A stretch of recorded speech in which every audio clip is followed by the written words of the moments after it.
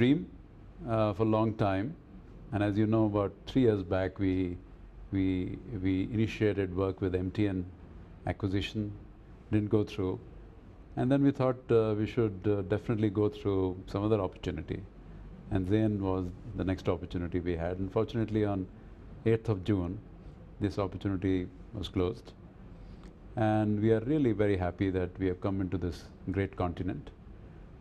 This continent has 1 billion population, 1 billion which will go up to 2 billion in next couple of decades.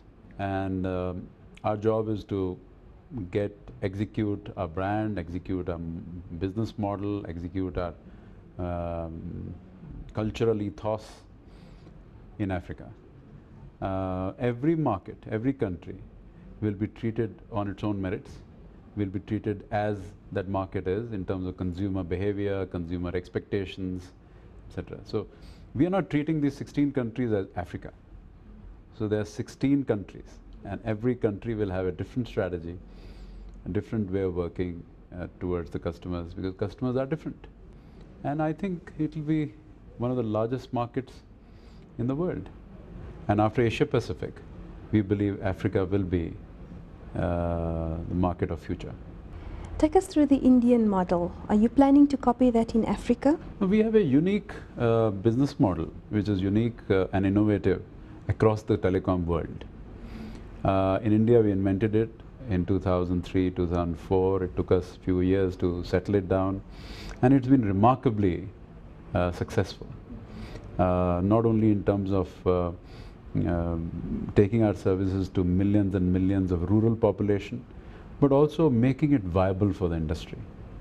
A lot of other operators have tried to replicate that model, and they are successful. Some are less successful. We are bringing that model in Africa, but we are customizing to needs of Africa. So it's not that we are bringing Indian model to Africa. I think we are building a unique African model, which Africa needs, which Nigeria needs, which Zambia needs, which Kenya needs, Tanzania needs. So we are not trying to just copy. We are trying to customize, improve it further. So I will say that in Africa, we'll have a superior business model, which is more for African needs. Bharti India prides itself in forging strong partnerships in India. Are you planning to do the same in Africa? No, we believe that infrastructure duplication or triplication is wasteful.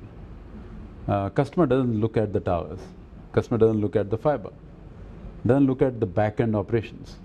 Customer only looks at the front-end showrooms, call centers, branding, etc. That obviously should not be shared. Our philosophy is to share all infrastructure, because in poor countries, in countries which are still developing countries, to duplicate, have multiple towers. Let's say in a small village, you have 3 towers, or 4 towers, or 4 operators. It's quite wasteful. You waste cement, you waste steel, you waste generator, you waste air conditioning, shelter. There's so much of resources are wasted. So we believe that we should all share resources. In India, we built this strategy, and we have the largest tower company of the world called Indus Towers, built with our competitors, competing brands like Vodafone, Idea, and it's so successful. Vodafone is happy, Idea is happy, Bharti is happy. All of us are happy. Finally, the savings can be passed on to the customers as lower tariff. So it's a win-win. It's a victory for customers. It's a victory for companies. And finally, we save environment. And the same philosophy we'll bring to Africa. And luckily, our initial discussions with some operators have been positive. I'm sure in times to come, we'll have very, very intensive infrastructure sharing in Africa too. Give us an idea of your capital expenditure plans for the next year, 5 years. We haven't finalized the capex plans yet. We are in the process. I think it'll take us another 2-3 weeks to finalize all the capital expenditure plans. But I've already given a clear guidance of $800 million per year. But in next few weeks, I think we'll finalize more precise figures. We also have goals of 100 million customers by March 13, 5 billion revenue and 2 billion EBITDA. Those goals have also been adopted by my team members, and I think we are moving towards them. Bharti is known as a low-cost network. How low can consumers expect the prices to go?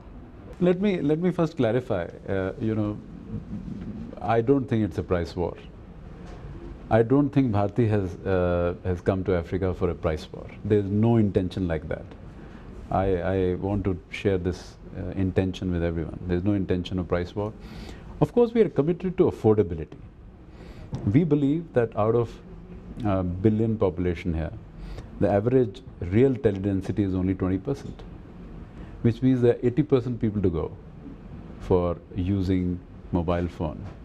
And many of them are middle class customers. They are lower end of the strata of society customers. And they deserve to get affordable services. Our objective is to put a mobile phone in the hand of every African. That's the objective. If we have to achieve that objective, we need to give affordable services. While we have no objective of price war, we'll save cost. That's why our infrastructure sharing idea is a very important idea. I have met all the governments in all 16 countries. Every government official, every regulator has welcomed this idea. So we reduce the cost structure of the industry and share that benefit with the customers. And that's how we will make Africa fully mobile. And I think the rates have come down in Kenya. The rates in many parts of Africa are very high. Interconnect rates, for example, to call between one operator to another operator are so high. It's in some countries more than 10 cents, which is equivalent to US or Europe. Now Africa is not as developed. Africa is not economically so advanced. So we need to have rates which are right for Africa, which are appropriate for the people of Africa. And that is our objective.